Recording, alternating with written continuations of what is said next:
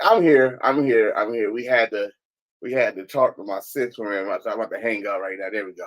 Had to talk to my sister, make sure she was okay, make sure she was all right. And of course, I'm not by myself. I got my co-host. Hey, hey, where you at? There she is. Being high without me. That's all right. That's all right. Not yet. Say something. I did. Not yet. Oh, okay. All right. So y'all know what the deal is. Tonight we are prospect managing tonight. We got the Ah, national prospect manager herself, the beautiful Fanasee. Then we got my sister from the Texas, also prospect manager. Her ah. name is yes, Tejas. Yes, got the They, Lotus, they, the they be wonderful ref- flower. they be Huh? referring to her as the flower. Yes, the flower. Yes, Oh, yes, mhm. yes. Pause. The flower. So the reason I was late because we had to make sure they was all right. We actually got some. I got somebody from Texas that came on time, Lord. Um, and we got shot town. So without further ado, we might as well start this thing off right. Our Thank caption y'all says for. future is female and you surrounded by all these beauties tonight. The future is female. That's why you see I got the crown on. I gotta make sure y'all know what it is. Assert Um, authority. yeah, certain thoughts. You know. All right. Well, what we're gonna do right now? You know how I gotta do the. Where's my baby at? Okay, there she is. So, without further ado, calm down. We'll be right back after this disclaimer, intro. We're gonna bring these ladies in because I got stories to tell y'all before they tell you their origin and how I first met, especially how I first met Miss Fantasy. So we're gonna get. Well, it's not even a picture with me. It's a picture with. You know what? Let's do it when we get roll that beautiful bean footage.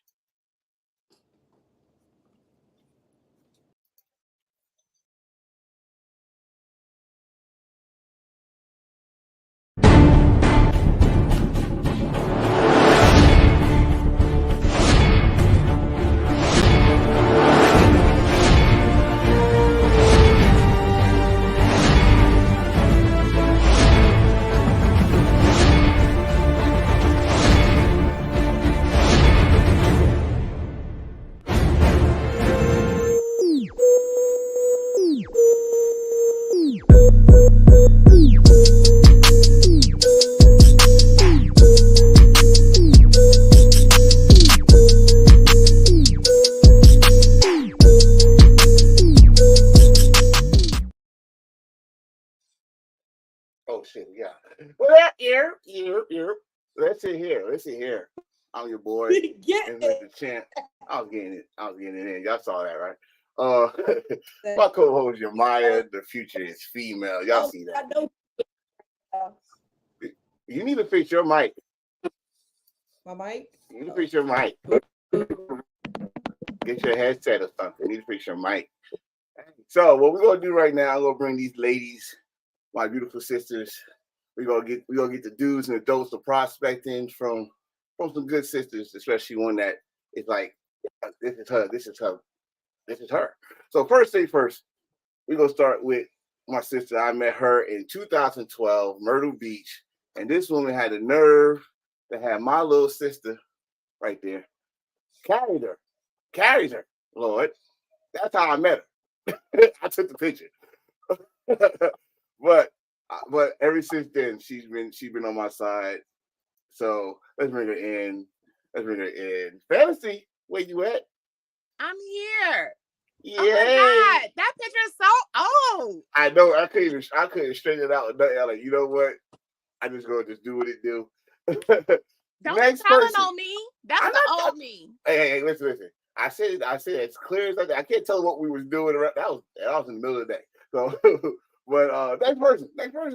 I already said from Texas, Texas Stop, in the building. girl. Like, The beautiful flower of Texas, that is. You know, she's the, and that's my crazy ass sister because you know she's wholly petty. She's from the petty gang, wholly petty. Mm-mm. Lotus, where you at? Hey, Lotus. Good to see you. Good to see you.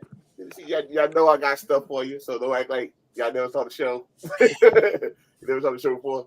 But ladies, how we doing? How we doing? I'm fine. I'm I just fine. got home from work.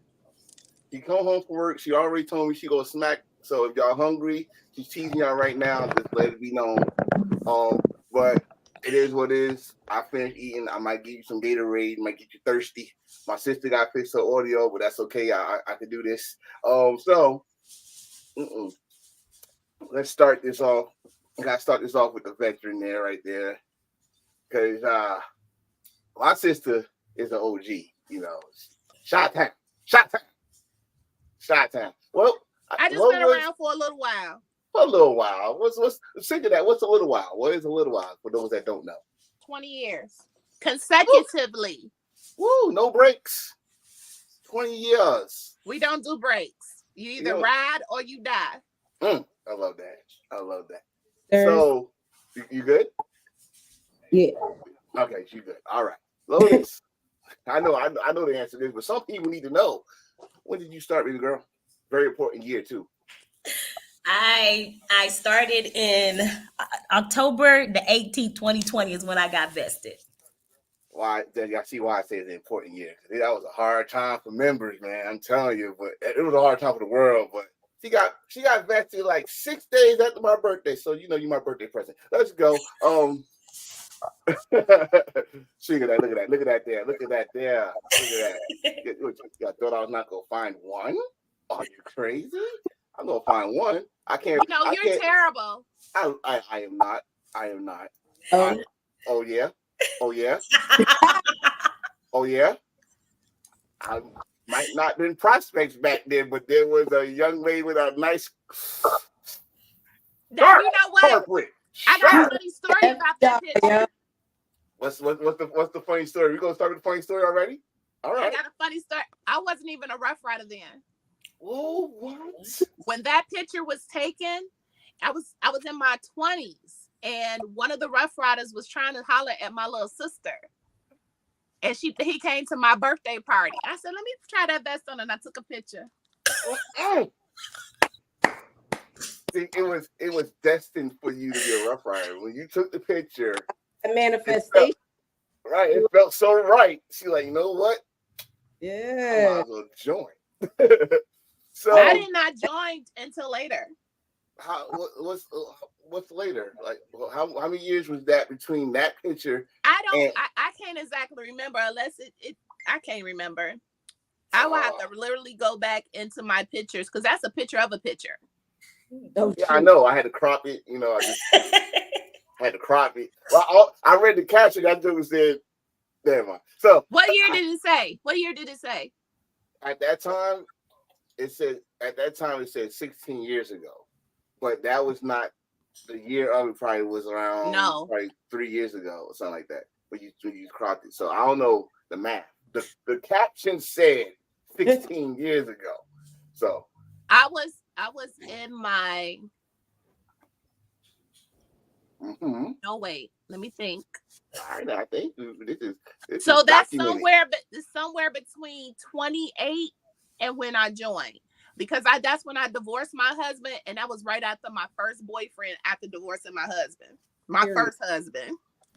This woman is pimping by pimping since pimping. Lord, there's no assistant with her. It's a pimp by pimp. I have no idea what you're talking about. When they're wrong, right. They gotta go. Hey, I'm not it. Listen, I'm just managing my kingdom here. That's all. So, ladies, we are talking about prospect here, and I got y'all to shout out to Miss Fearless. I wish you could join in because you are her partner. I'm so sorry. But you can get me later. You go get me later. Trust me. my neck will be wide open. Is she on? Is she? No, she didn't say. I don't have my thing in front of me yet. But anyway, okay. I'll get if I see her, I definitely put it on here. With the her post and everything. So ladies, we're talking about prospecting. I will get your origin, but we already talked about that a little bit. Something. I said Chi-Town Tejas in the building. prospecting is to me, it's like one of the most important things because you're bringing in people, you're helping the organization grow. I'm gonna let Lotus answer this one, and I want to see how you feel about it. Fancy prospect, what are you looking for? Let me hear what you, my dear, looking for in a prospect. What you want to bring to the table in the lifestyle. You know, we get tired of hearing the cliche. I want to do this because it's all about family, and you hear that kind of stuff. And I understand they like writing, but my thing is when I ask them, what do you feel like what you have already heard and what you have read online? What do you feel like you can bring to the organization? Mm. How well is your contribution to the community in which you live in? Because I'm big on community service. I love community service. I have traveled from I live in Killeen. I have traveled from Killeen, and I went one of the prospects, and we fed the homeless downtown. I have driven to Tyler to participate in community service. I love community service. So what are you doing in your community? What are you doing to enhance what Rough Riders, their mission, their vision? What are you going to bring to it to enhance all of that in the whole? Nice. I swear this girl be cooking. Y'all should have heard our conversation earlier. What's up, Jeff? And for that. So what do you do after that, knowing that you're big on community service and you have a prospect that says, I ain't with none of that. I just want to ride.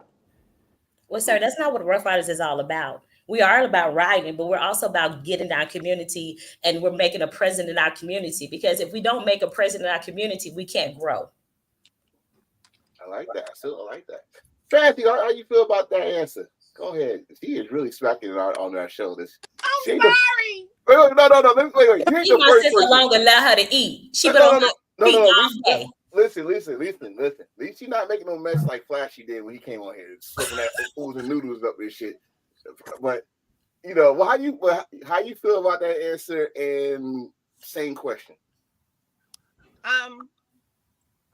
So the first thing I asked them is, what kind of time can you give to Rough Riders to represent our family organization in a positive way?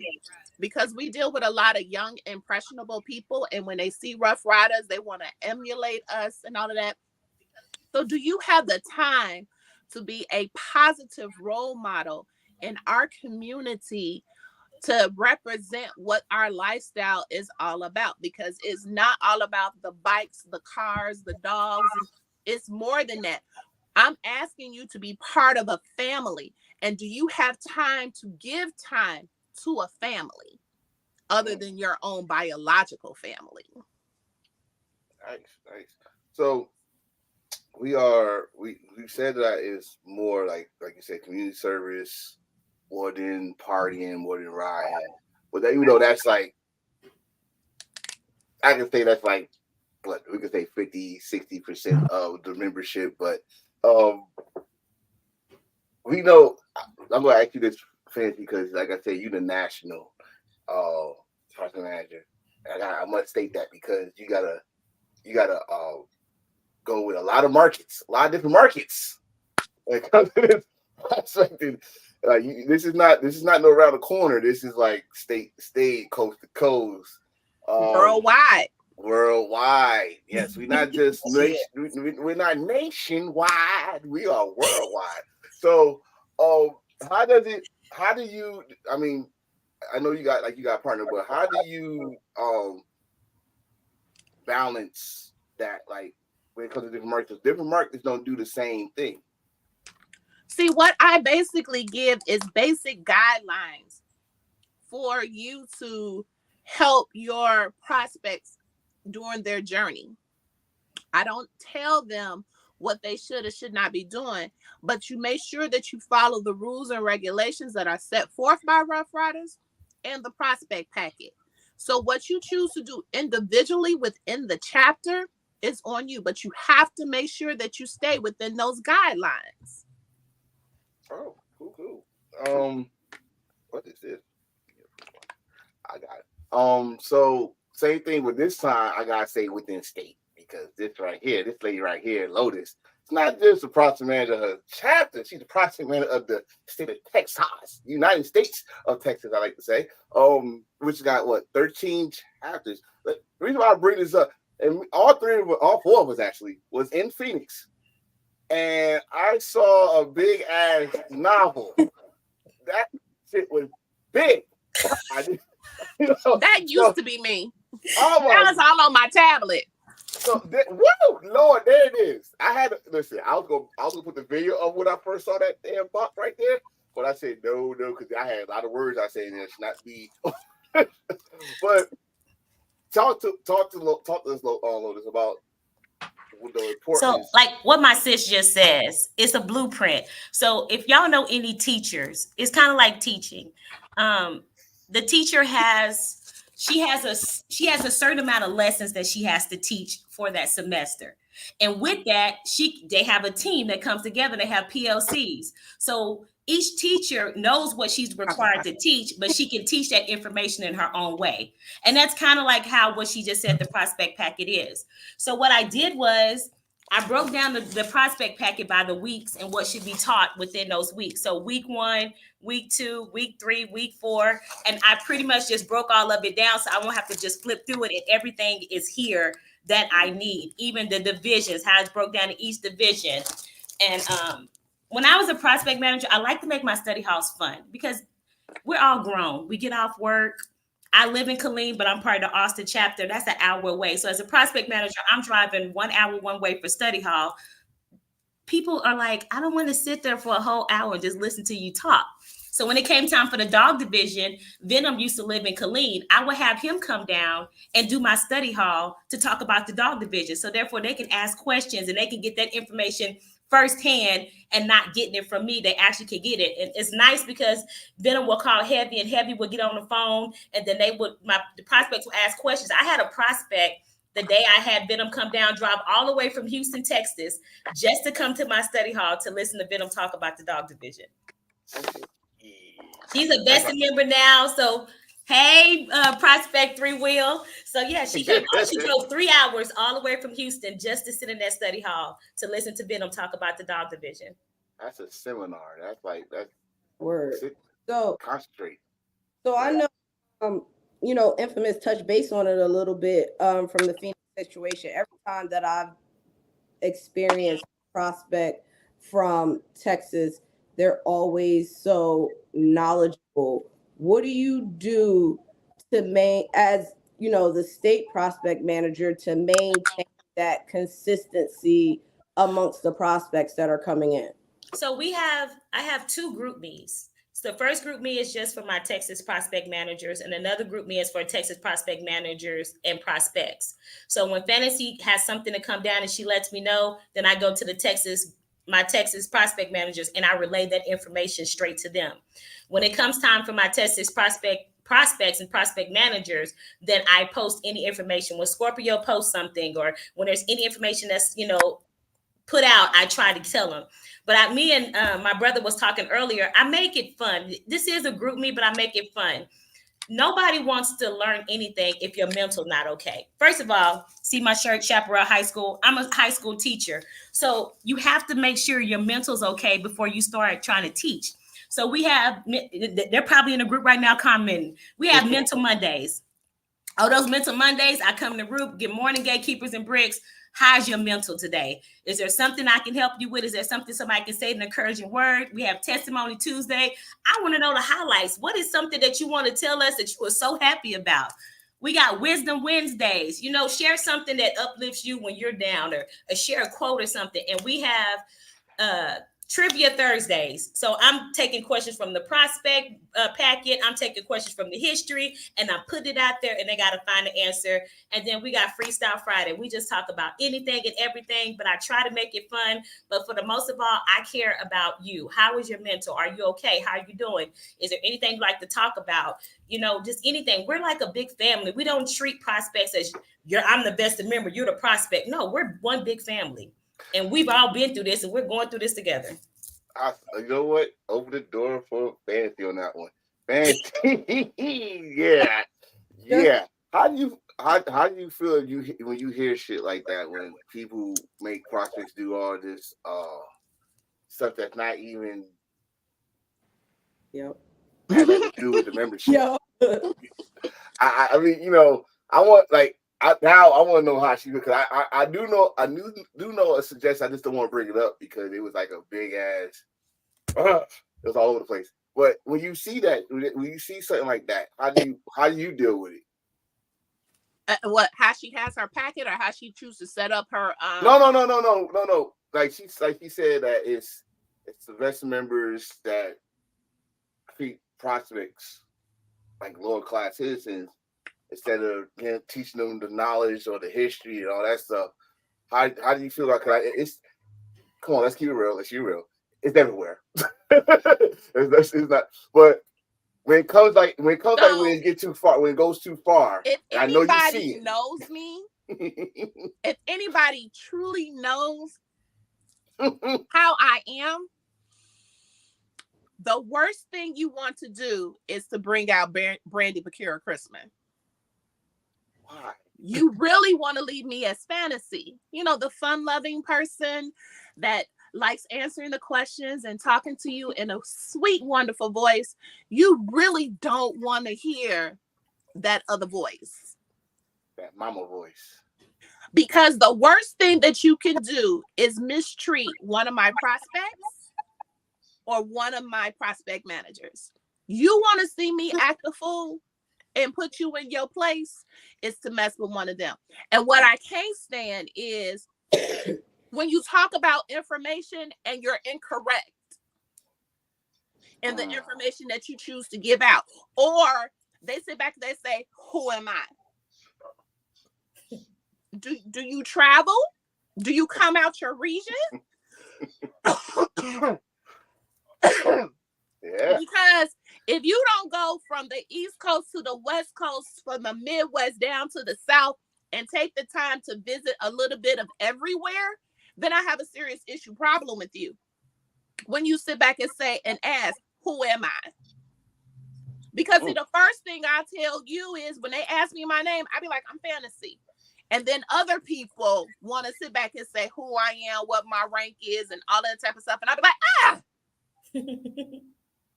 my name is Fanasee. Now, if you don't know who I am, that's on you. If you have no inkling of an idea, that's still on you. But I don't go around telling people that I'm this person, I'm that person, and I need to be acknowledged. I work as a team.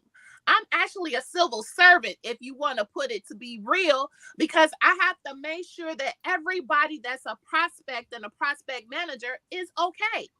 And not just me, my counterpart. We is not one higher than the other. Fearless and I, we work together as a team to make sure you guys are okay. And don't let one of you all been treated unfairly. I'm in your behind. The worst thing you want to do is hear Fanasee curse.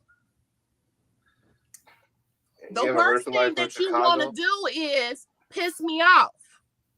Have you ever heard somebody from Chicago curse? It's the most angriest thing ever.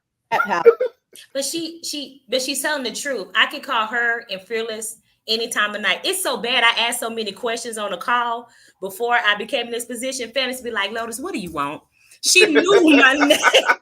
She knew my voice. She's like, that's that Lotus. Because she know if I don't understand, I am going to ask questions. I want clarity.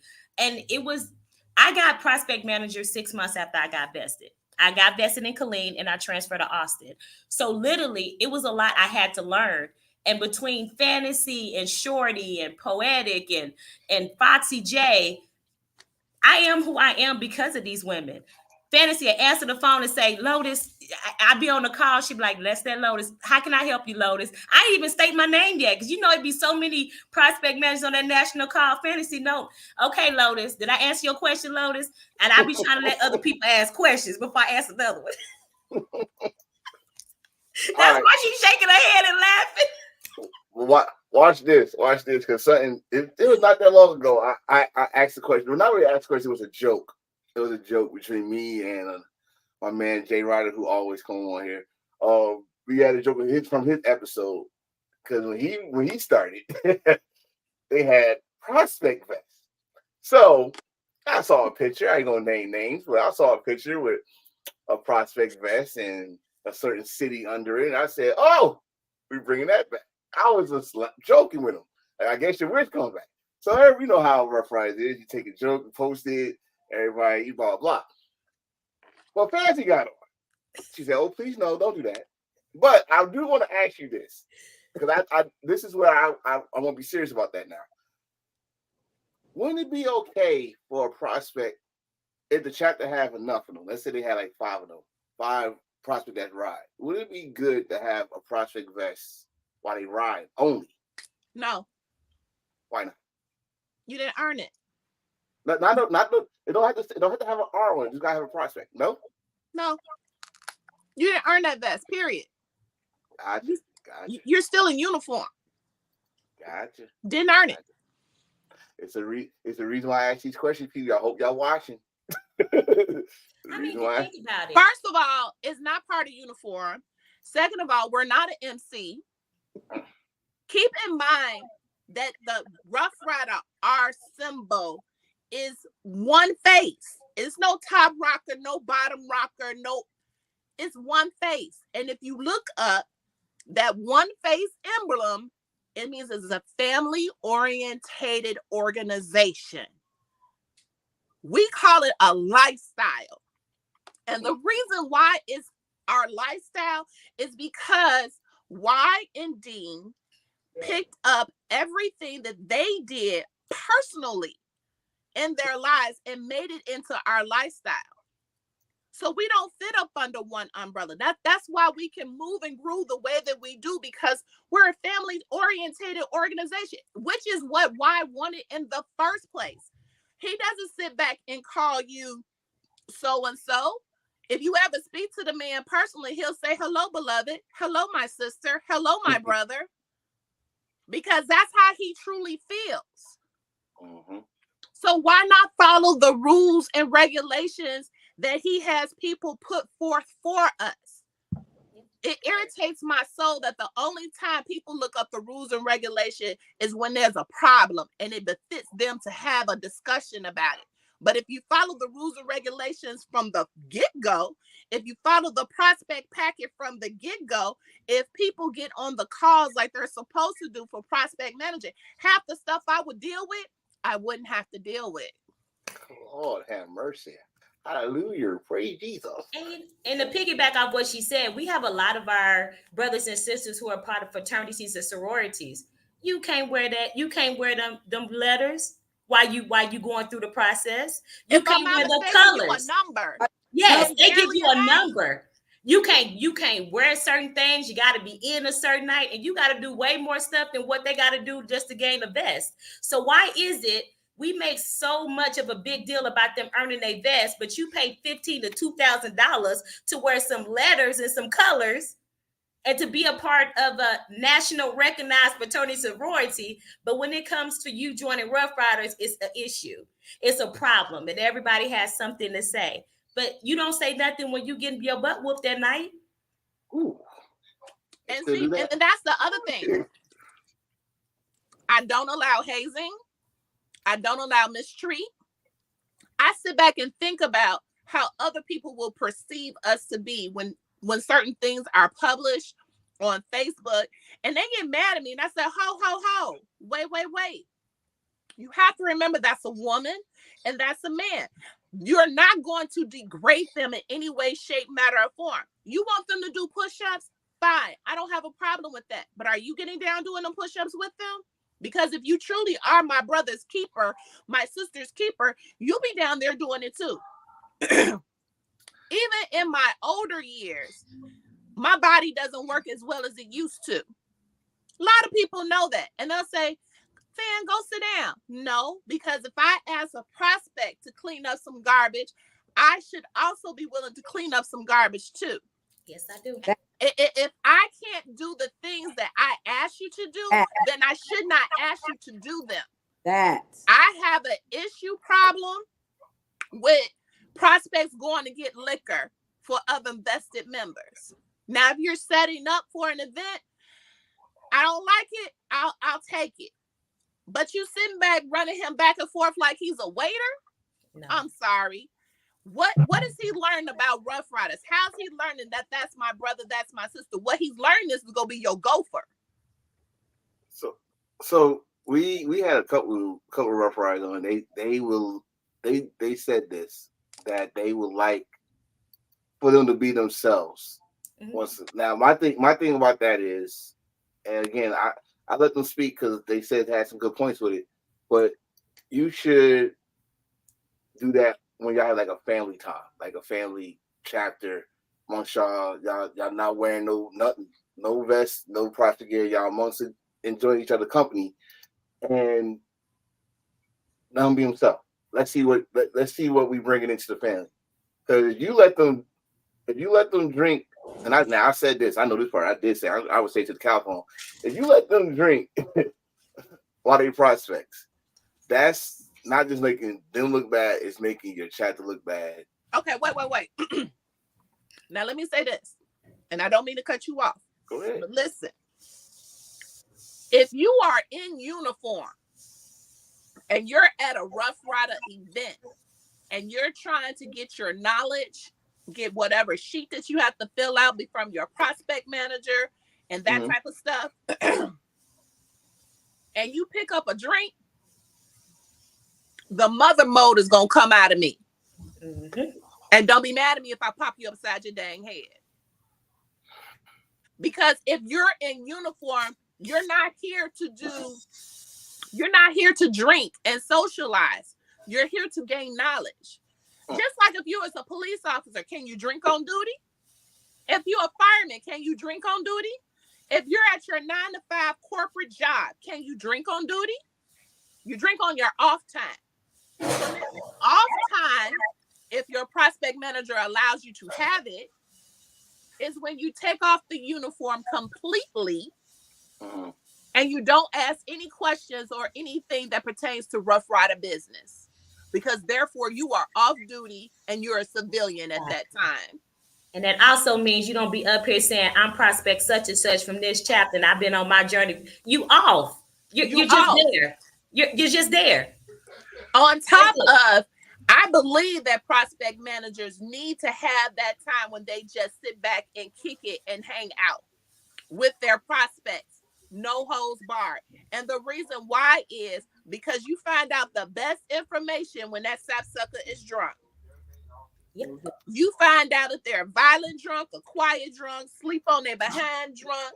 You find out if they're a weed head, a drug addict. You find out all of that stuff. And liquor gets into their system.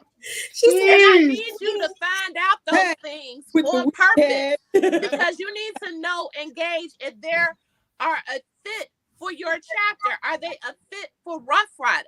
Right. When I was a prospect manager, I purposely spent quality time. I used to call them suckers at work and ask them questions. I got into their business on purpose, because I wanted to make sure that the people that came into our chapter were good people. Not to say that all people are bad people or whatever, but I didn't want no raunchiness. I didn't want someone that was slinging and doing what they were doing, and then they were going to cause issue problems, because the issue problems that you cause out in the streets, you bring it to Rough Riders. And then if you bring it to Rough Riders, it may get to corporate, and then it looks bad on Rough Riders, period. I want to make sure that those things doesn't happen. So therefore, as a prospect manager, I'm expecting you to be mother hens. I'm expecting you to find out the business. You need to know if that person is married and if that woman that he's married to is insecure. Yep. You need to know if that person has a girlfriend or if that person has children. So therefore, we need to have more family-oriented things so that babies can come. Yep. You need to have an understanding of that thought process of how they think, their inner workings. Now, everyone that comes into Rough Riders may not be totally highly intelligent. That happens. But does that mean because they're not that highly intelligent with that high IQ that they're not a good person? We may have people that are militant, engineers, lawyers, cosmetologists. We have to make sure that we are well-rounded. And by us being well-rounded, it helps the community. There's so many things that you can do when you have a well-rounded chapter. And you, as a prospect manager, has to make sure that the person that you bring in is going to be a positive influence in the community and within Rough Riders. And that's why it's important to do that hang around period. You have a hang around period. But now keep in mind, hang around period is not an official thing when it comes to Rough Riders. If you decide to do that within your chapter, that is on you. But as the rules and regulations state, there is no hang around time. There is none. Period. There's nowhere in the new rules and regulations that said that there's a hang around time. But if you decide to do that within your chapter, that's on you. It has nothing to do with the rules and regulations of lifestyles. But I do the hang around, because how am I going to give somebody a name just coming in saying I want to do it? I don't know nothing about them. Because you give them their name based on their prospect name based on their personality. Okay, but let me tell you this. In the rules and regulations, again, there is no prospect name. It's called call them by their first or their last name. Look in the prospect packet. There is no P1, P2, P3, because that's degrading to me. You either call them Prospect Tom, Prospect Smith. And as time goes on, as a prospect manager, you start to figure out what you think that person needs to be called on the actions that happen during their journey. Wait a minute. I was Prospect 12. You told me I didn't have to be called Prospect 12? Can't be called numbers no more. Oh, no. Wait, when this got changed? Because one, we're not military. Two, we're not a fraternity or a sorority. Three, we're a family-orientated business. Who gave her balloons? Who gave balloons?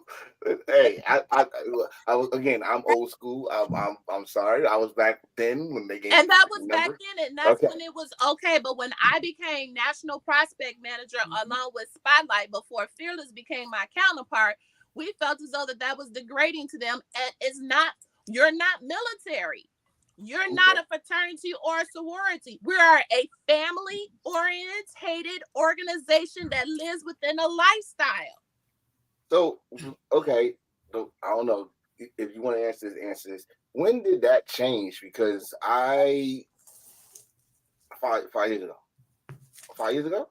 Oh, that's crazy. But because there are presidents, state reps, chapters, they don't want to get on the calls. They don't want to follow what needed to be followed.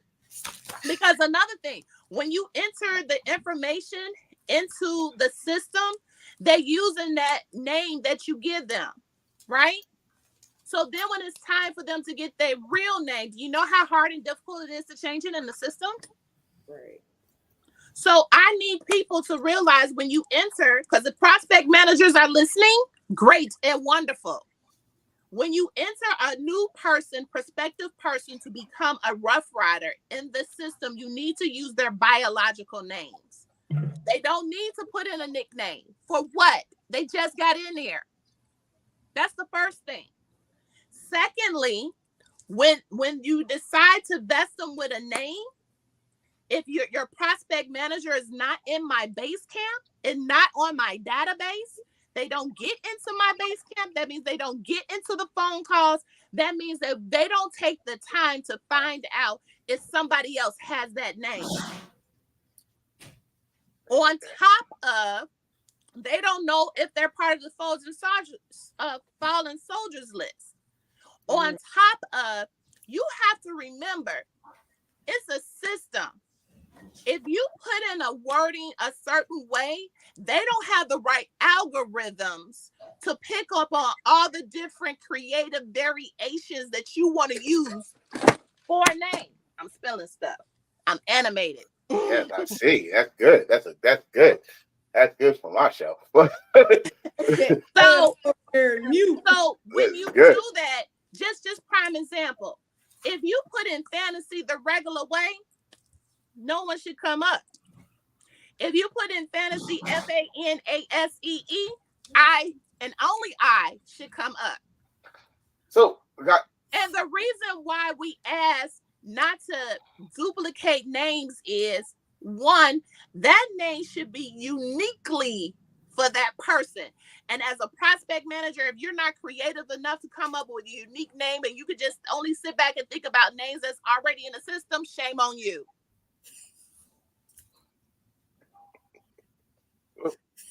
Yeah, you know that's a very very Rough Riders as a Touchy whole. subject? That's a very very touchy subject when it comes to names and spelling names. You already know. Listen, if somebody said if they say your Maya wrong or spell it wrong, they gonna get it. If they say Lotus, if they say Lotus wrong, first of all, it's spelled the way it's spelled. But if you spell it wrong and say lot us, what is lot us? You go like, wait, what the fuck what? You know what I'm saying? Like people take their name very seriously, right? But at the same time, like you just said, it's a lot of people with the same name still. And you know, part of the problem is now we cannot help what happened between the way we began and up to 2000, maybe 14 or 15. But once he did this new system, this new lifestyle system, is no reason why state reps, presidents, VPs, and prospect managers cannot work together to make sure we don't duplicate. Now, granted, I understand in the real world there are 50,000 Johnnies in the world. I get that. But what we are humbly asking you to do as a chapter, as a state, don't duplicate names. Now, why have to have a fight? Because you don't want to switch your name around. And the first thing I ask people is, so is your prospect in my base camp? Because if your prospect is not in my base camp, then that would explain why there's a duplication of a name, and we have to have this phone conversation. And she gave it's everybody. Your prospect in my database. Yep. My number is worldwide. Did your prospect manager took the time to give me a call? Because my number is out there. You can even go to my Facebook page and find my number. Damn. She put it out there. She said everybody had to the 10th of December to get in base camp. Put it out there. I made sure my people's out in there. All of my people in base camp. And there are some states that feel as though that what I do is not necessary. Get it? Got it. I understand. But if Joaquin Dean felt as though that my position wasn't necessary, he wouldn't have made it a national prospect manager. You said his whole listen here. Well, all right, listen. Because again, I got a state prospect manager right here. How do you feel about if all the states did that same thing? Have a state prospect manager where it's one person that said you having to talk to a whole bunch of people. Okay, so honestly, it doesn't make a difference to me. But do keep in mind, and no offense, Lotus, that a state prospect manager is not a recognized position within Rough Rider Lifestyles. Should it be? It's not. Should it be though? It won't ever be. Because the powers that be decided that that's not how they want it to roll and do. I get that and I understand that. Not a problem. I don't have a problem with talking to prospect managers individually, but I can understand with a large state, it will make it easier for a state rep to pass some of those type of positions. But again, it is not a recognized position within Rough Rider Lifestyles. Nice. So after my sister did a nice job of preaching, Lord. She preached it. Y'all heard it. She did not stutter not one fucking word, Lord. Yeah, she gave us the gospel on this shit. So one thing, all right, now I must ask this for both of y'all. Whichever one want to answer first. What is your don'ts when it comes to prospect managing? Like, what is like if you see it like, scratch that, don't do that no more as a prospect manager? And I know it's some. My biggest pet peeve is to find out you're not doing weekly study halls when it is clearly outlined in the prospect packet to spend 1 to 2 hours a week. And that's just not sending a text message saying, hey, how you doing? You need to spend 1 to 2 hours a week with that prospect. So when they go out somewhere, they can learn the information. It's broke down in the weeks for you. That is my biggest thing. Is to ask the prospects, "Oh, how you doing? How you spot? Oh, I'm not meeting with them weekly," or to hear that they're not. That is a pet peeve for me. You have to read. You have to go through this prospect packet. They have to sign a form saying that you gave them and you went thoroughly with them with this prospect packet. So to hear that you're not having weekly study hall, that just tears me up, because you're doing a disservice to that prospect that has paid $495. Oh, yeah, that changed. I remember that. I was Yes. not the number one out of prospect. And I hate that. That's my biggest pet peeve right there. And the disrespect of it all. Like she said, you're supposed to be the mother of that prospect. You are the first line for that prospect. So it is your job to protect that prospect at all costs. And if you fail to do that, then you shouldn't have that position. If you don't have the time to devote it in there, you shouldn't have that position. That's my biggest pet peeve. Being a prospect manager is one of the hardest jobs in Rough Riders. That's a good one. And the reason why I say that is because if your prospect manager is not knowledgeable, then your prospect won't be knowledgeable. If you slack on the things that you're doing as a prospect manager, then they're going to slack on the things that they do as a prospect. So are you giving them what they really need to be a counterpart, to be an advocate, to make sure that they have an understanding of the concept of what Y had in mind when he decided that he was going to do a lifestyles? Because if you don't have that time, please lay down your little position sticker and just be a soldier. Because I don't have time. I sat back purposely from all the prospect packets that were out, because I can't say that Brandy put it together. No, Brandy didn't. It was a line of us from back in 2007 that have collectively added to the prospect packet to create what's here today. And you're trying to tell me from those people who took the time to put those packets together that what we said don't mean dilly squat crap. And that's disrespectful in itself. So I need the prospect managers to be as knowledgeable. Now, I'm not expecting you to remember verbatim everything that's in the prospect packet. No. But at least have it on your phone, or have it on your tablet, or have your own booklet. Because if I show you how big my packet is to Lotus package, you'll sit back and go, oh. I think yours got some volumes to it, probably volume 1 to damn 10. You still got the the one sheet bulletin sheet of paper that Lady Rock had put together back when I first joined Rough Riders. Damn, she named Lady Rock. That's some history right there. You need to write that down. Damn. And you guys have to remember, I came in under her. Wow. My prospect manager was J-Bo. Really? Yeah. Damn. He was my prospect manager. And talking about like what some of these people go through as a prospect, can you imagine going through what I went through under Lady Rock?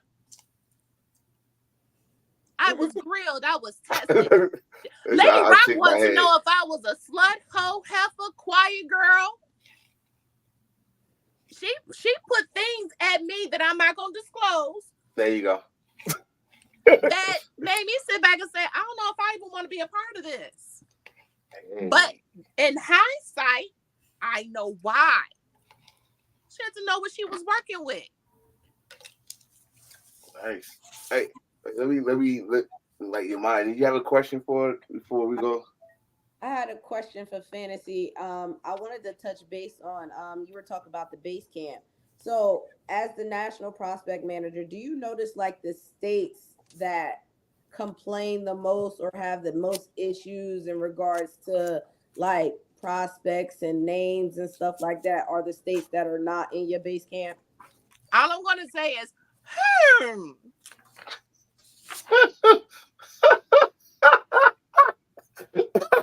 Okay. All right. All righty then. That's where we're going. Okay, so all right. We went to the don'ts. But first I'm gonna go to, of course, I'm gonna go to Fancy on this one because Fancy would know this one. I need to know, and you've been doing this for what? You said since 5 years ago? You got the title for? I think it was 5 years ago. 5 years. Okay. I'll put her on the spot right now, ladies and gentlemen. Give me your top 5 prospect managers. Give me your 5 what? Top 5 prospect Top 5? Prospect managers. That was so good. You like, oh, I had to worry about you. Oh, that's perfect. Not perfect, but they're on good standards 5. with you, huh? I don't have 5.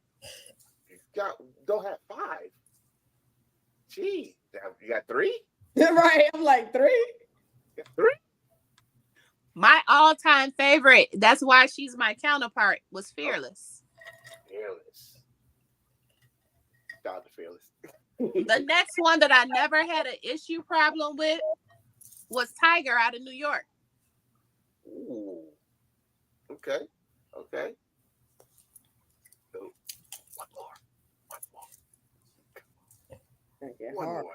one more. You gotta have one. One more. Oh, you don't think you out the loop, Lotus? I'm gonna ask you the same question. Okay, no offense to Lois, but those are my top 2. Okay. Lotus, you gotta have 5. They can be all your state. I don't care. You got enough. Shit, 13 damn chapters. God damn. Yeah, nah, word. I'm gonna say this. I don't have favorites. Okay. No, but they're not my favorites. No. It's not about favorites. It's not about favorites. Not about favorites. No. We're not doing that. They're not getting no damn ice cream treat because you said you like them. No, they do their shit. That's what I'm talking about. Well, Rude is quiet, but she stay on top of her stuff. Look at that child right there. Oh yeah, that's a good one. That was my first annual with Austin after I got vested. Yep, when I transferred with them, that was my first annual. Look at her. Go ahead, girl. Yeah. Man. Yeah, put you on the spot. Yeah. I have there's some very awesome prospect managers in Texas, and I ran into some very awesome ones outside of Texas too. Some eager one. Rambo was one of them. He is just on top of it. He asked all the questions. Rambo is a fool, man. But you know what? If you buy him enough, you see where Rambo worked my nerves as a prospect. That's why he works your nerves as a vested member now. It's like you just said. What you get if you show yourself as a prospect. Actually, that's not true because I was very different as a prospect. Thank you very much. I got in trouble though, but I was very different. But you get those that actually like, you know what? I want to bring people in. I want to learn the right way. I've seen how Rambo does his thing. I thought his prospect. I can say this. I like the diversity of our prospect managers. I have one right now. He came from overseas. So I like the fact that he could teach us more of the history from overseas that we don't get to hear about because he came in from overseas and now he's a prospect manager in Texas. So, learning about the first lady in Europe and all that kind of stuff. So it's interesting to get to learn that history because he came from a different country. So I do like the versatility of some of them just got vested and then got put in a position. So they're all learning. And that's the point of it. We're all learning and we're all growing together. And then we have our leaders that can help us so we can stay on top of what we need to learn. So you just said something right about overseas. I got a question though. I want to know how my sis Fanasee got her name. Oh, hey, that's my job. That's what I'm done. sorry. But I just I always wanted to ask her that. And I never got a chance to ask her. I'm sorry. you know what? You know what? I know Fancy for as long as I had this damn vest. I never asked her that. And you just asked the question that I think a lot of us that don't know the answer to that question want to know. Why? My name Because is just Fanasee. no. There's more to this. See, with everybody, it's a story. Everybody got a different story. And look at the twinkle in her eyes. Look at the twinkle in it's her eyes. something you want to. I have no idea what you're talking about. My name woman. What? How? Spill the tea. Let's hear it. Let's hear the story.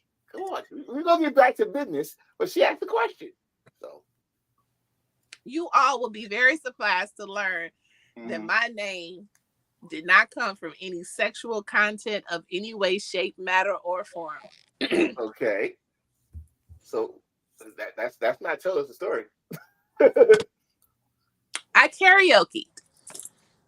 And where I karaoke up under a lady called That Girl Productions, there were 3 to 4 other Brandies that would karaoke the same night she would karaoke. So when she would say Brandy, 3 or 4 people would stand up. Okay. And so because I have a certain personality about myself, a certain presence when I walked into the room in my younger years, she says, give me about a month and I'm going to give you a stage name. I said, a stage name? Yeah, like a nickname. Now, I never had a nickname a day in my life. I've always been called Brandy. The only thing is different, if you know me from a family standpoint, I had another name, and only about 5 people can actually call me that name before I gut punch somebody. Okay.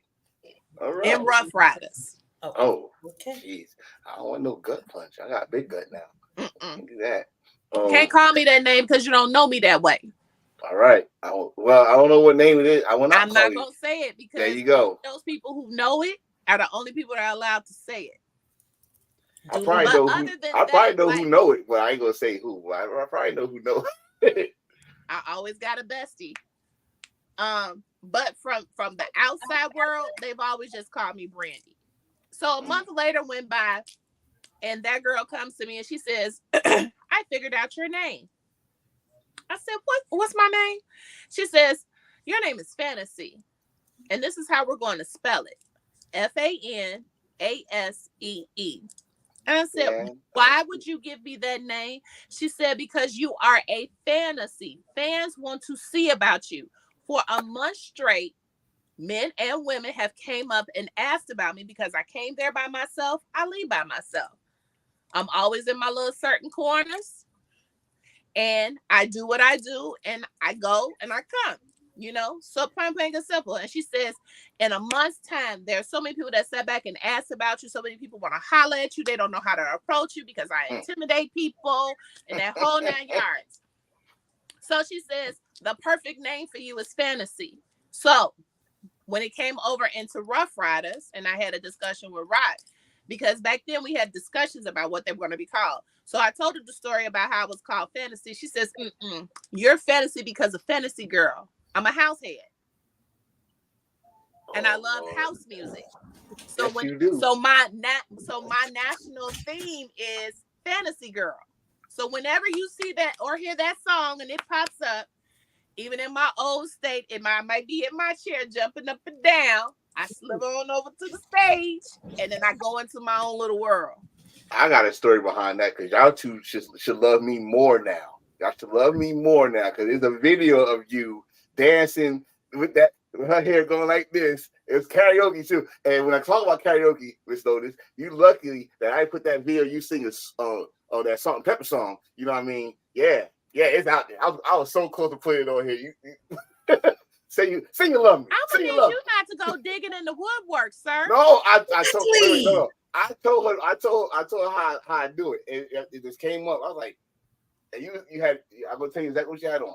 You had a purple outfit on, and you had, of course, how your hair always on the side long, and you just stomp your feet down. Like, oh, she about to get down. She about to get down. Cause you ever see Fancy get down with that house music?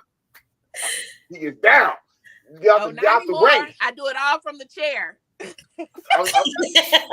You still get down. I don't care. I love that story. Thank you for letting us know how you got your name. I appreciate that. No problem. You know what? But it's so funny that because it's named Fantasy, they automatically think it's something sexual. And I'd be like, And you know what's so funny? There's about 4 people in the hierarchy. They will not call me Fantasy whatsoever. They call me Brandy. They're afraid to call you Fancy?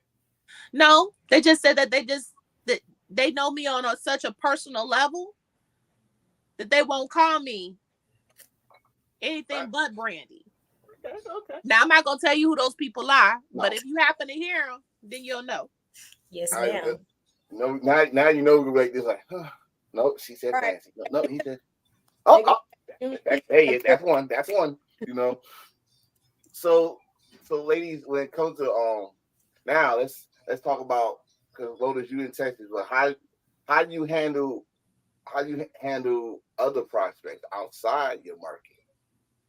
When they with their prospect manager, do you like critique, or do you see like, oh, they staying in regulation, like they doing good, blah blah, or you just say I'm a vested member, blah blah, you know? Well, it's this group me called it's called Worldwide Prospects. So you know, different prospects from all over. Like we have a prospect from Tokyo in that group.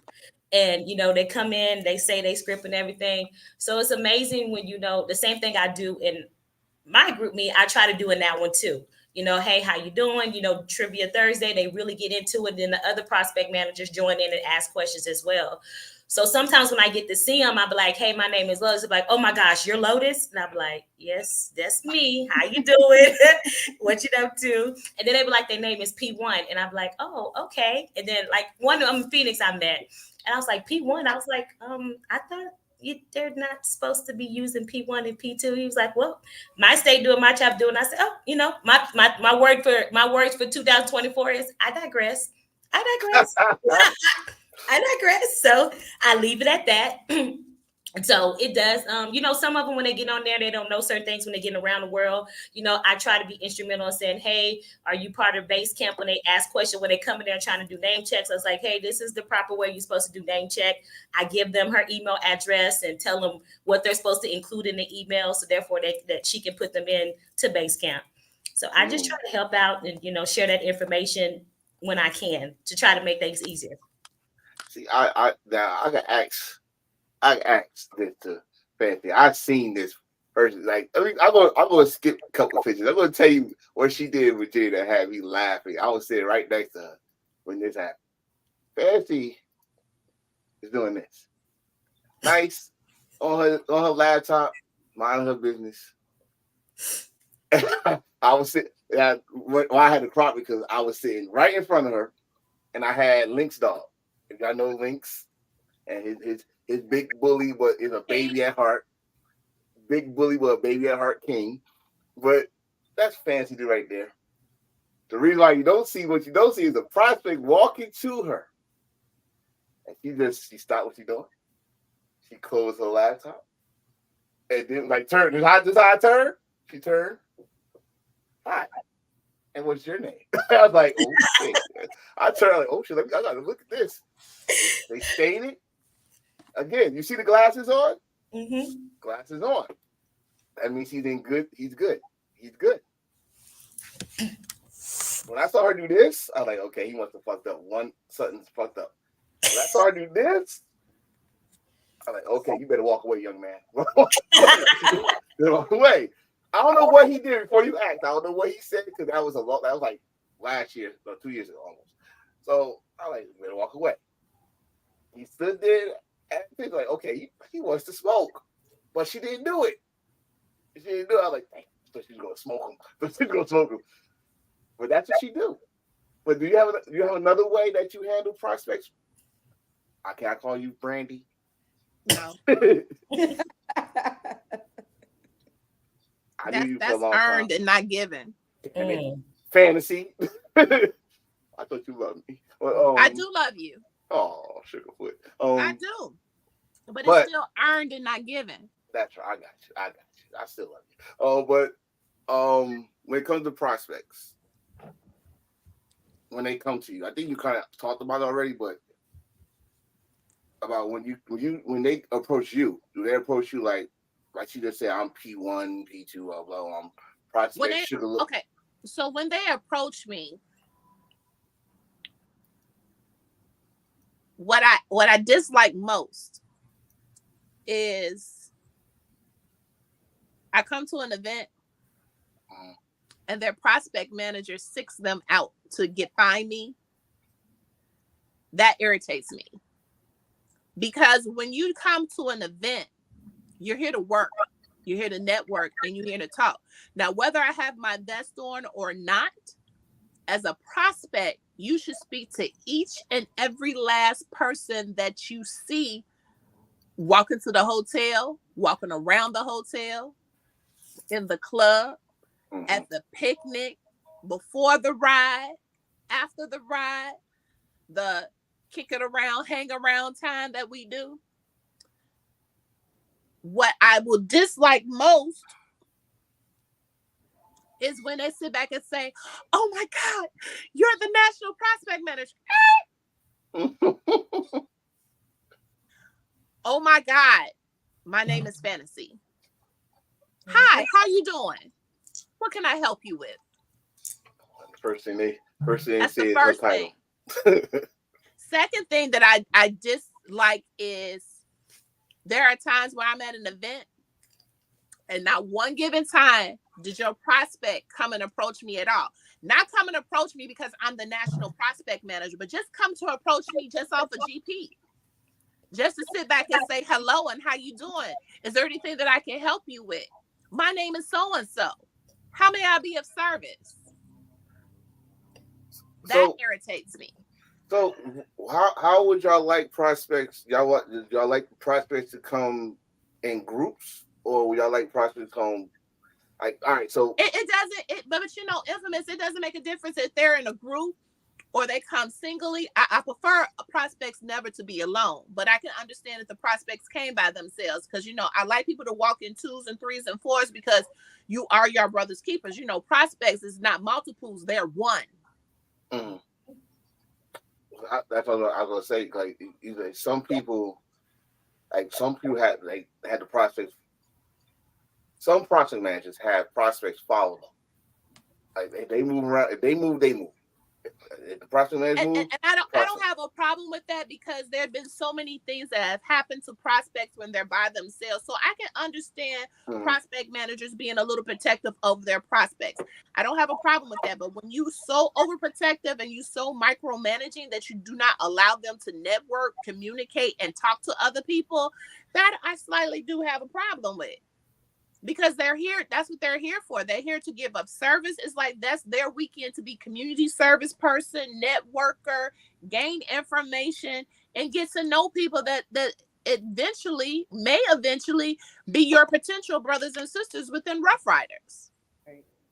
So what I would like to see prospects do, what I would like to see prospect managers do, is to make sure that they take time to meet and greet people. It's not about signing the shirts and all of that. That's great, fine, and wonderful.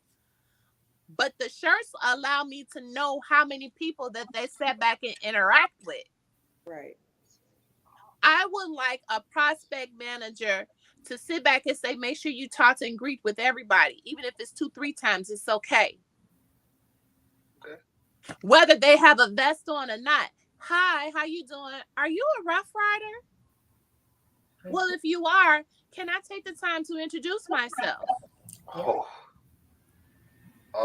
See, we don't get that. We get, what can I do for a signature? That was, I'm just about to say. I agree when somebody walks up to you and was like, what can I do to get your signature?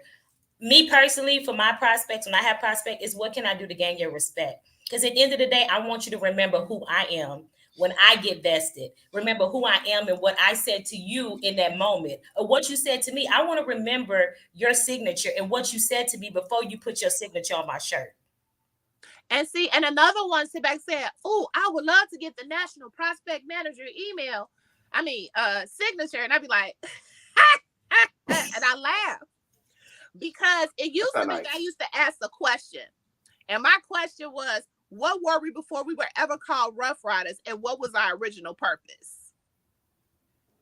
Dang. And I can't tell you how many prospects that cannot answer that question. So it gives me my opening to tell you how that comes about. Most Betsy members can answer that. Now that I do is I sit back and say, find me on Sunday and I'll let you know if I sign your shirt or not.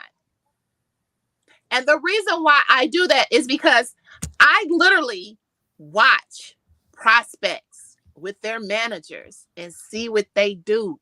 You think I'm not looking? I'm looking. You think I'm not watching? I'm watching. Damn. While I'm sipping my tea. I hope that's tea in there.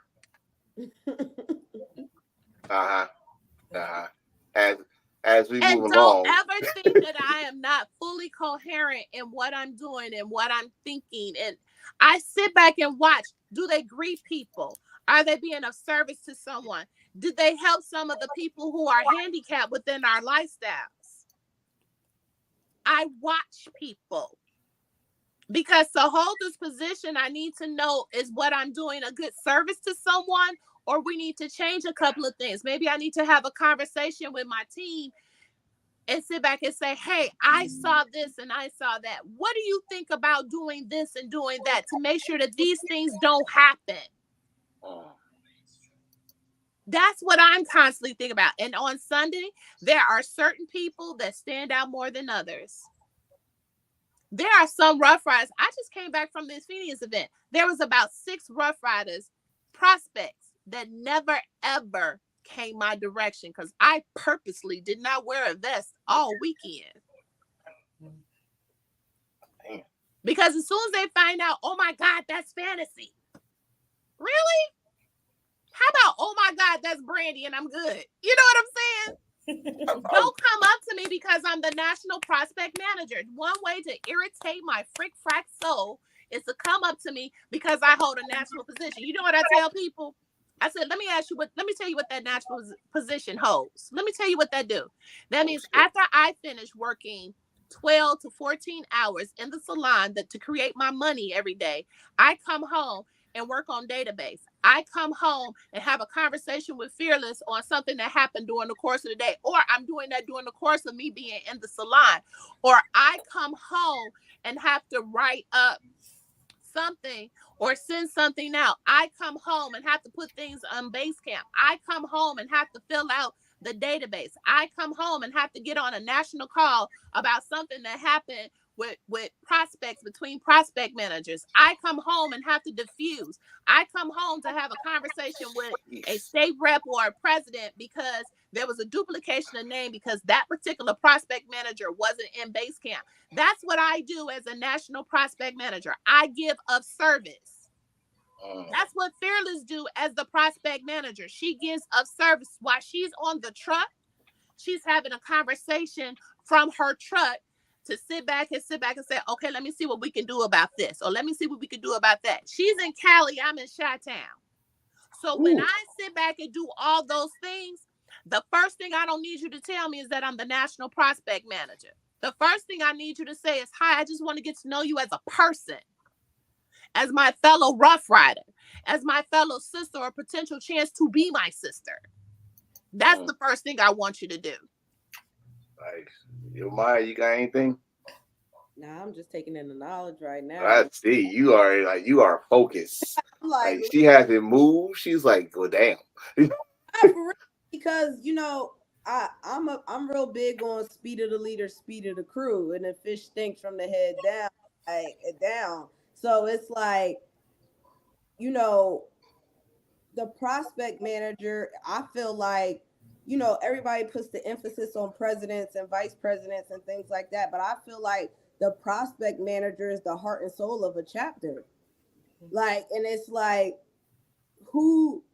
everybody is a leader in their own regard when certain things, but like, you are the baseline. You're the front line of defense. You're the person that's responsible for the future generations and the longevity of your chapter or your organization. So, in my mind, I'm just processing like the importance of certain things, and you start to see the breakdown. Like me, I'm a business minded individual. I came from 10 years of running my own marketing company. So looking at Rough Riders, I look at the business aspect of Rough Riders. So I like, yes, the partying is cool, and like once you become an officer, like you now are like an independent business owner for each aspect of your position that you have. So now, as a prospect manager, why wouldn't I want to expand my business? If I'm an entrepreneur and I'm responsible, this is my job. I came from a 100% commission based business.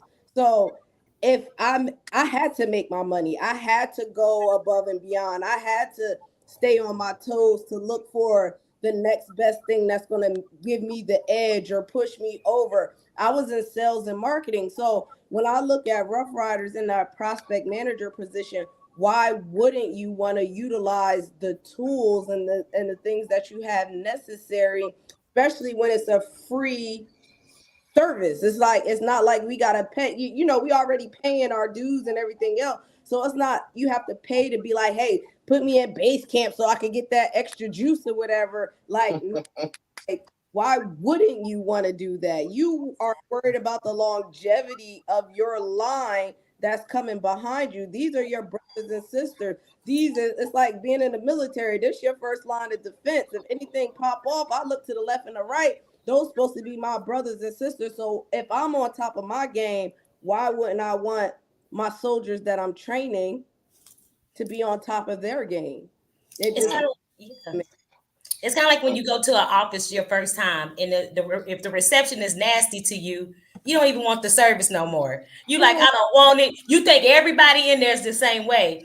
And that's how I see a prospect manager. You are that prospect's first line of defense. How you treat them and how you interact with them, it's important because they gonna think that everybody's like that, and they're not. So it's important for you, like she said, to gain that relationship and to be there so they can understand how this is and what they're coming into, and be honest. Like, don't sugarcoat nothing. Be honest with them. I'm keeping this up because it's that Fanasee pulled that stunt a few years back in Detroit and act like she was a prospect and went up to everybody, introduced herself, and ended up with over 100 signatures in less than a few hours. Then she told everybody who she was. You did that trick too, huh? Okay. Oh, y'all so crazy. You want to know why? Why? It was a perfect time because it was the Midwest Conference. It was a perfect time and there was so many prospects out there. I mean, I had planned to do it anyway, but what made me really want to do is I saw so many prospects out there, half of hardly no signatures on their shirt. I hardly saw them even talking to people. Their prospect manager was holding on so tight to them, and I was like, I said, I know how to do this. I purposely went up to every single last person. I answered questions. I was doing everything that a prospect should be doing. No way in the world should I have outsigned a prospect, because the prospect should have been doing everything I'm doing. We should all been as one. Right. I sat back and held conversations with them, and they had no clue as to who I was. And I loved every single last stitch of it. And I'll do it again eventually, sometime. I swear, you like the fifth person that said they did that. I saw it with Scorpio did it in North Carolina. And man, but at the same, like y'all just said, like it's a question I'm gonna ask. I just put the picture up. I'm gonna put it back up because we all know, and a lot of us joined because of this man. X. And you got a couple of pictures with the man himself. So can you share a story why I got this picture up? We missed him so, but you knew him way more better than us three here. So can you share a story for us? So X was coming to Chicago, and you know, my counterparts is Alan Supreme. For those people who know me, we're like known as like the three musketeers of travel. You know, when you see one, you see the other. We always attached to the hip, you know, to each other, and so on and so forth. And I told the boys, I was like, hey, X is coming. He said, it was like, when? I said, let's see if we could get like a group rate or something at a slightly cheaper price. If we do so many people, this, that, and the other. And this is when Ro and Keita was his business managers then. So I talked to the person that was over in this, that, and other. He said, well, if you do X amount of people, I'll do them at this price. So I went to all the neighboring, I went to Ohio, Michigan, Iowa, Wisconsin, all the ones that's in Chicago, all the neighboring areas. I was like, look, hey, X is coming to Chicago. You know, I could get the tickets at this price. Everybody send their money to me. Now, I did not take their money personally. I put it into a PayPal account because I didn't want to be responsible for other people's money. I put it all into a PayPal account. I got everybody's tickets, and everybody's tickets was at will call. So during the course of me doing that, I get a phone call. Like I always get a phone call. And that particular person goes, so beloved, I need you to do X, Y, Z, and A, B, and C. I'm going to put you in touch with so-and-so, so-and-so. So Ro was like, who's this chick that ordering all these tickets, da-da-da-da-da-da, so on and so forth. Unbeknown that the person who calls me beloved asked me to do certain things. And I was like, okay. So I called her up and I was like, hey, she was like, so I need you to find out who's this chick. I said, oh, you don't need to find her. It's me. She said, so why are you doing? You get a cut. I said, I don't need a cut. I said, I'm doing it because a lot of us would like to be able to see him. And we're just doing it off of GP. She says, oh, okay. She says, you know what? I'm going to need a team and this is what I'm going to need. So she had me head of security. Now, that ain't my job.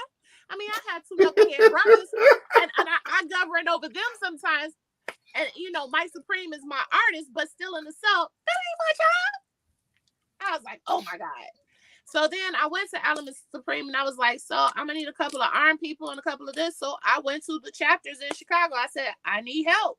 This is what I need. So get to the day. So I tell the driver, this is what I said. I tell the driver, because I already have a heads up that X is good for just dipping out on people.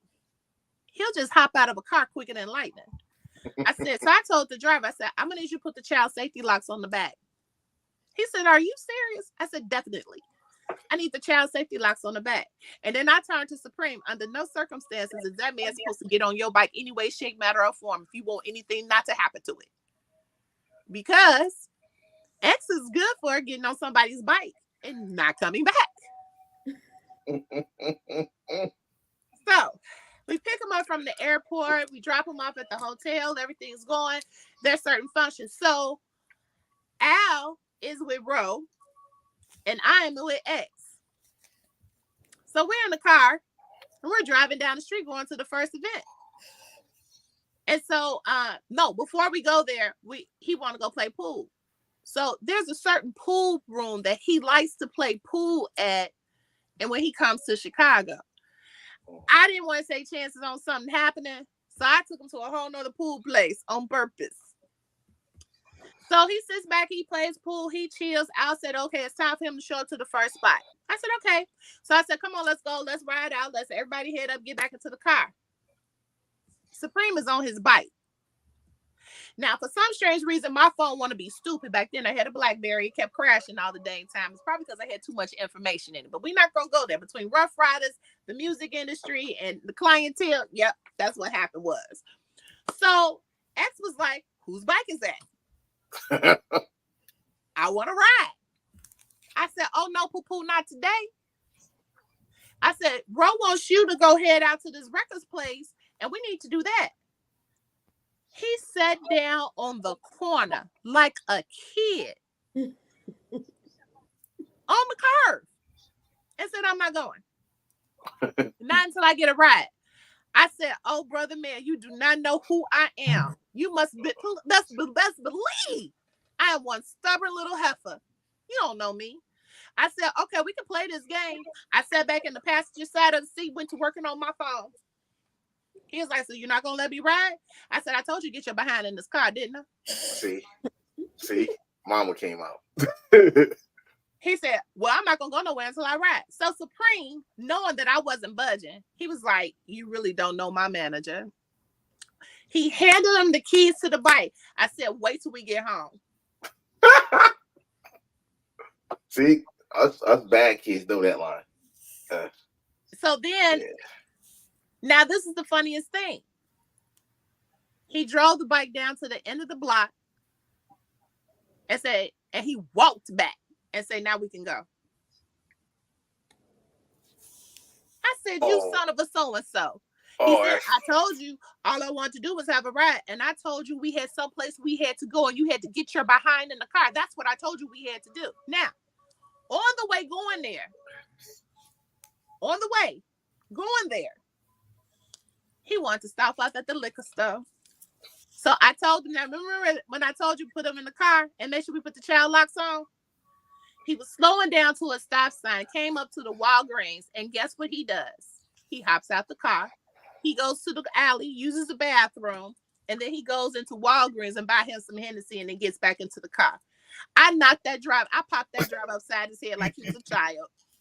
I said, didn't I tell you to put the damn child seat lights on?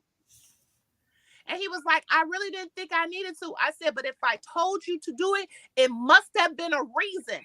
I'm going to need you not to speak to me no more, and I don't need you to be his driver. I need y'all to switch. Damn. He had his head down the rest of the time, bet you. So then he gets back into the car with his Hennessy, and he blesses the bottle. And then he says, are you going to bless the bottle? You know, me being around Alan Supreme, I understand the idea of blessing the bottle. I blessed the bottle. And I hand it back to him. He opened it up and he takes a drink. He said, do you drink? I said, baby, you don't want to play that game. He says, well, what do you mean? I'm just saying, do you want to drink? I said, baby, this is not the game you want to play. I don't know who you used to dealing with, but you do need to understand who and what Fanasee is all about. This ain't the game you want to play. And he was like, no. Really, just have a drink with me. I said, okay. I took the bottle, I turned it up, had about a good 2 shots in my mouth, and swallowed. And then I hand him back the bottle. He says, oh, I F with you. I F with you for life. We're going to be friends for life. We're going to da-da-da-da-da. I said, whatever. He says, I got a whole new understanding of you. I said, whatever. So by the end of that weekend, I ain't going to tell you all the stuff that went on, all the shenanigans. Let me just say that we had to literally be on guard shift because that man right there could do some of everything. By the end of that weekend, he sat back and he says, I've changed your name. He said, your new name is Cheeks. I said, no, it will not. And he pinched my cheeks. I said, the next time you pinch my cheeks, because we standing toe to toe, same height. I said, the next time you pinch my cheeks, I'm going to pick you up in the air. He thought I was lying. Later on at night, he pinched my cheeks again. I picked him up in the air. He was like, you're not supposed to be picking up a grown-ass man. I said, you're not supposed to be picking up a grown-tail woman cheeks. So, as you see in the pictures, I'm known as Cheeks, and you see there's pictures of him actually pinching my cheeks. They used to be so red. And the relationship between us was whenever he was in the Midwest area within 4 hours away, we showed up. And whenever we showed up, I end up being his bodyguard. You picking on grown ass men, you better be a bodyguard too. My cheeks. All right, lesson learned. See, on this podcast, we learn shit that's not in your damn prospect, man. And you do not pinch cheeks. They are strong women. Don't pinch no cheeks. See this? Not just hers. Don't pinch no cheeks. Period. They're gonna pick you don't you know up. how strong these sisters are today. Shit, I look at Lotus all right now like she do push-ups. These 50 before she go to sleep. Lord have mercy. But I will tell you this. I love me some Lotus. to know him, to be around him, to have conversations with him. Yeah, nobody can tell me anything about X. He's not perfect, man. But are you perfect? Do you live in a glass house? Because if you do live in a glass house, then you can't throw no stones. Oh, hell no. Hell no. But that man has a way. He will stop in the middle of stuff and be like, hold that thought, grab a napkin and write down some lyrics. Something that popped into his head, he had to write it down immediately. He walked around with a CD case full of music that he's done in the studios. And when his mind is focused, oh my God, it's just phenomenal. But he was also a bully. Because I can tell you the first time he met my ex-husband, he made him stay on the outside of the room the whole dang night, him in Montana. Fucking bullies, man. You can't even. But he was the best person ever to me. Nice. And no one would never, to have that personal relationship with a man that he was. I was just discussing him today that a woman said that she was in a restaurant, she was in Subway, and she saw X, and X was buying food for about 20 people, spending about $200 in a Subway. Mm-hmm. And some of them sandwiches he would stop on the street and he'll give to the poor. He'll give it to someone that's standing on the street. He would go and reach in his pocket and just take out money and give it to him. And I can't just speak upon that because these are stories that I heard. No, this is stuff that I witnessed here in Chicago. If people can have that heart like he had, Rough Riders be a whole better place to be in. Man. So that was, first of all, another good story on the podcast of X. So shout out to you all, Fancy, for that one. So we at the hour and a half. That's good. Oh God, we actually made an hour and a half. Ladies, my prospect managers. You have any? This is I love saying this. You got any knowledge? You know we got some prospects, especially from Texas, watching. We got any prospects and first year members who got vested probably last year sometime. Drop them some knowledge. Drop them what you expect from them, if you will. Since Fancy, this guy finished telling us that beautiful story. I had a feeling that he did that. I had a feeling when you said he was on the ride. But Lotus, drop some knowledge to our future brothers and sisters, please. Get to know people for yourself. Don't go based off the words of somebody else. Just get to know people for yourself, because I hate bad bandwagoners. I don't like her because such and such told me this or he told me that. Truly get to know that person for themselves, because I'll tell you a story. When I first met Spider, I heard the world's ugliest about Spider. But I got to know my brother, and my daughter's family lives in Selma, and they will always meet me in Mobile. Spider opened up his home to me and my daughter. He gave up his room. He let us sleep in his room. He would cook for us, and he would drive me 3 hours from his house to Mobile, meet my daughter's family. We would have the best road trips. He would fill up my car.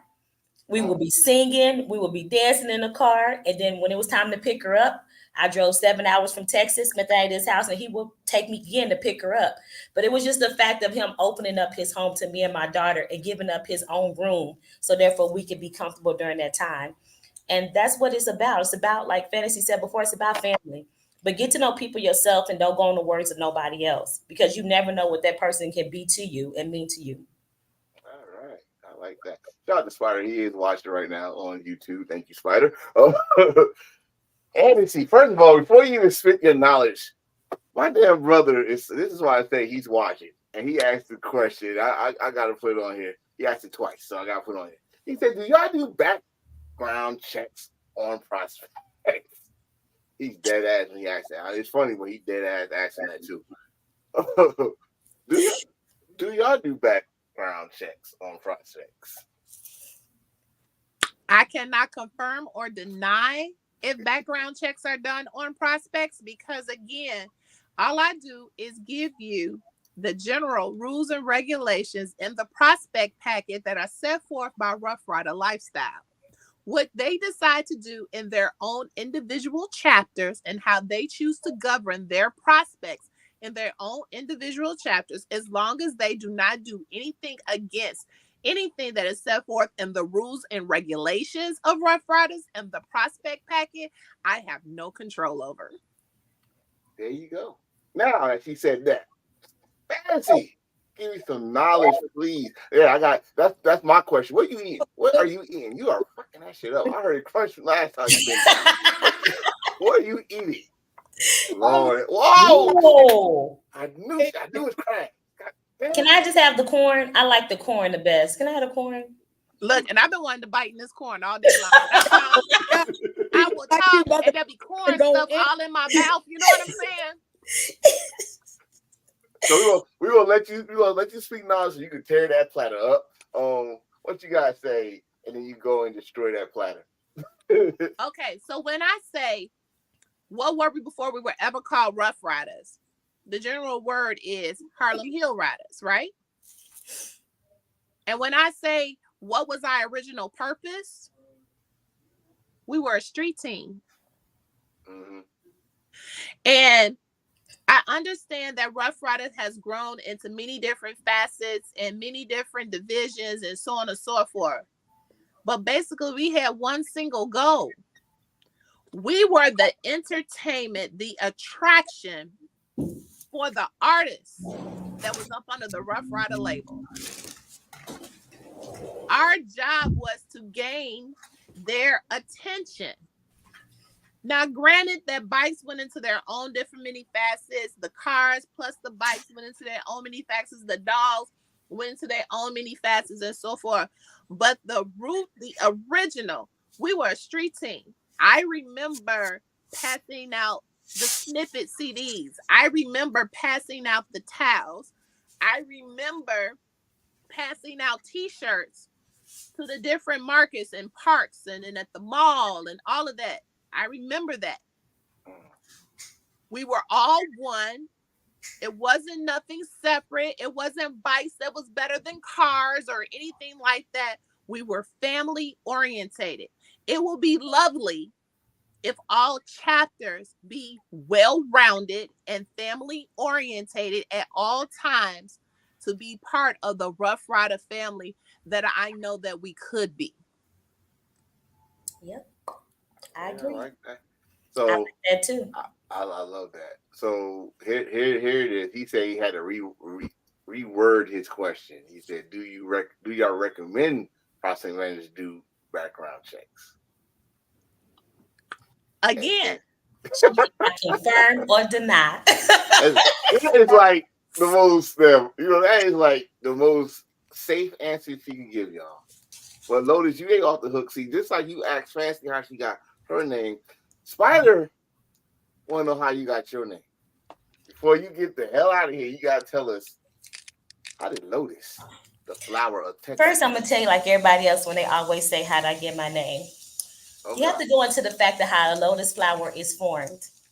A lotus flower is formed in the muddy depths of a swamp. And as it arises to the surface, it opens up one petal at a time, unstained by all the muck and the gook and everything else it had to go through to get to the surface. So when I look at myself and having to deal with the muck and the guck and everything else I got to go through, I'm unstained. I'm untarnished. I still shine brightly and I still rise with everything that I do. And that is why my name is Lotus. The holy petty child from Petty Games. Don't get twisted. She get paid with the best of them, but she's nice with it. So, again, ladies. I'm a firm believer of being still and then letting God fight your battles. I teach my kids at the level that I teach in high school. Every action does not require a reaction. And silence is an answer. And sometimes we need to learn to be silent and just let God do his work. First of all, let me tell you something right now. You ain't gonna be quoting no Tyler Perry. Okay, I'm sorry. I quit. You ain't quoting no Tyler Perry. I was waiting for the offering basket to go around. So listen here. She quoting Tyler Perry on my show, talking about hold your peace, let the Lord fight your battles. I know. See, I'm with the peacemakers. Smith Wesson. I have a prayer closet, and I don't have to go on outlets and voice everything. I go to the person I know that can handle it. So that's all I'm saying. I go to the peacemaker. It is. Ladies, Love you to death. Love you to death. I don't know when the next event I'm gonna see y'all in. I know. I was not gonna ask you a question. You can talk. Enjoy your food, mama. Enjoy your food. I know you. That corn is waiting for you. It's like, you gonna bite me yet? You gonna bite me yet? So, Can you I just must. give me the corn? I just want the corn, please. That's a long list. No, I don't share. She don't share food. Just talked about family, and I can't. No. She's like, I don't know if y'all watch Friends, but she like Joey. She don't share food. Let me tell you something. I purchased enough food just for me. Now, See the finger? if I give everybody a little piece of my food, then I don't have what I need. And me being diabetical, I ain't trying to have no issue, problems, or complications. Did you just say diabetical? Yes, yeah. She said diabetical. Yes. Now, I am a very giving and loving person. Yes, ma'am. I will not share my food, but I will give you the money to go purchase your own. This is a true story she's saying, because shout out to her. I was her driver, by the way, and we went to the what was it, Cracker Barrel? Yes. I took advantage of that shit. She's like, you want something to eat? Yes, I do. Cracker Barrel? You don't say no. What's wrong with you? But ladies, again, I must bid you adieu. Thank you for coming on the show, though. I love y'all to death. Thank like you. I said, I don't know when what event I'm gonna see y'all. Rob, appreciate it. Soon. Go ahead, because you got something right here. So I'm gonna let you go right now. There you go. I'm gonna let you go so you can tear that platter up. I love y'all to death. Thank y'all for coming on. Thank you for having me. You've been trying to get me forever, so I'm glad you finally got me. Listen, the last time she was only on for 15 minutes. Okay, so the next time we got to make sure that we find time for Fearless and not to be on together. Yes. In fact, yes. Because there's not a A1, a +1, or when it comes to us, we are the prospect manager team and we work together. Yes, y'all do it. I didn't know that, so I learned something. But the next time it will be both of y'all, or maybe some more prospect managers, so y'all can listen, different markets, different things. What's different about y'all, all that stuff. But the end goal is to help the next group get the best and get it the right way. So, I had fun. Just like our motto says, we're only as strong as our weakest link. Yeah, but we still gotta get rid of those weak links. Yeah, I said it. I ain't scared. You said it. I didn't. Don't fuck. I'm not scared. I don't give a damn. Thank you. Don't. See, no, because she ain't pick my ass up. I'm 200-something pounds. She ain't pick my ass up. Fuck that. Damn that. No. Amen. Hallelujah. No. I'm not gonna mess with Fanasee at all. I tried to calm her down, and I will never do that again in my life. That was it. That's all we're gonna say about that. Get right. That's what I'm gonna say about that. Yeah, I was born and raised in the country. I know what a bull looks like. I ain't gonna do that no more.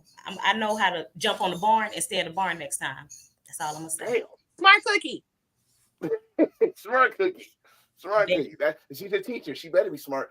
Anyway, I'm gonna let y'all go. Eat, girl. Go ahead. Don't have to hold up no more. Just go ahead. You want to bring the patter up now. You have fun. I talk y'all later. I'm almost done. That corn is full. That's a full corn. I got less corn, a little bit of broccoli, and a little bit of potatoes. But them crab legs and that lobster tail is gone. I know. We heard the crab. I just want to say something to the prospects online. Don't give up. I'm proud of y'all, regardless if I know you personally or not. Continue on your journey, and I can't wait to see all y'all get vested. Woo! Yes. All right, I gotta let y'all go. Bye. All right, bye. And that was the two lovely ladies that was love it. The Meyer was focused this whole episode. She was just like I was stuck. Boom. Yo, listen, I'm like a kid at a candy store. I love it. Like Rough Riders lifestyle has really been something that I've taken a passion to. So it's like to get all the knowledge. Like I really see myself amongst the legends and amongst the greats out here in this Rough Rider world. So it's like I'm taking in all this information. Take it all in. Yeah. Hey, Fancy, we can still see you. You might want to turn your camera off. I can still see you. 2026, Yamaya for president. I can still see you. So you said, did you just say Yamaya for president? President of what? Oh yeah, we gonna talk about that. So, do we got anything to talk about? There's no events this one, is there? I told y'all to start giving y'all flyers, so I can bring it back. Any events, please put the flyers up. No event. Right. Oh, who? Mardi Gras. Yeah. Y'all just want to go down there and get those bees, huh? Through the 15th? Is it? I'm leaving. Is it? Yeah, I think Mardi Gras is the 13th through the 15th. Where's Spider at? Spider. Man, Spider, man, I'll go to no damn Mardi Gras. We had Mardi Gras at home. Oh, it's your girl, Maya. I'm getting ready to leave you, Infamous. I was supposed to be meeting up with my chapter at 8:45 to go have, a little family night and stuff since we preaching about that. Oh, whoa. They know that I was on a podcast. Listen here. Tell them I said what's up. Take more pictures. Keep doing y'all thing. BBB in the building. Hopefully I'll see them soon. And yeah. Oh yeah. September. Where's your next event? When's your next event? As of right now, that's what's official. What's official is my first time going to St. Louis. So that's everything in between. I probably do a turn and burn, something like that. I was thinking about that. I was like, I've never been there. I want to go every place I ain't never been this year. So exactly. I told them to take me to the Arch. They know what I'm talking about. Take me to the Arch. So I can do my country grammar dance. I'm gonna have a baseball jersey and all that stuff. I'm gonna do all that. I'm gonna have the band-aid on my eye, just like a Saint Lunatic. I'm going. I'm gonna have the band-aid on my eye, like Nelly, and do the stupid dance he did in that video. To hold my knees can hold up and all that. Yeah. All that. I'll probably do a podcast there. I don't know. I'll probably do. I don't know yet. This is my first time there. I want to experience all the stuff. So, I don't know. But we're going to end it all because my sister, she got to go with her chapter. They doing family things, which I'll go see the pictures of later. And again, I still see you. You're staying home. I ain't. Oh, you're not going? You going to stay home? No, I can't staying home. I'm going out with my family. Oh, okay. Yeah, not too much on Nelly. No, because he got Shanti. I don't. Nelly. He just be cheesing and skinning and grinning and stuff now. I love it. Yeah, that's all. But next week, I am going to do it. We got our episode next week, and we bringing in Callie in the building. We bringing in Kilo too, where we're going to talk about. We're going to talk about everything. How he became a Rough Rider to what made him do the Fallen Soldier song, and got a nice West Coast vibe for a new Rough Rider anthem. So we're gonna do all that. But until then, I am Infamous the Champ, Mr. Attention Getter. She is your Maya. The future is female, she says, and we outie. Where? We always got ended off with my boy. Where he at though? He was hiding from me. My Grim Reaper, come out and play.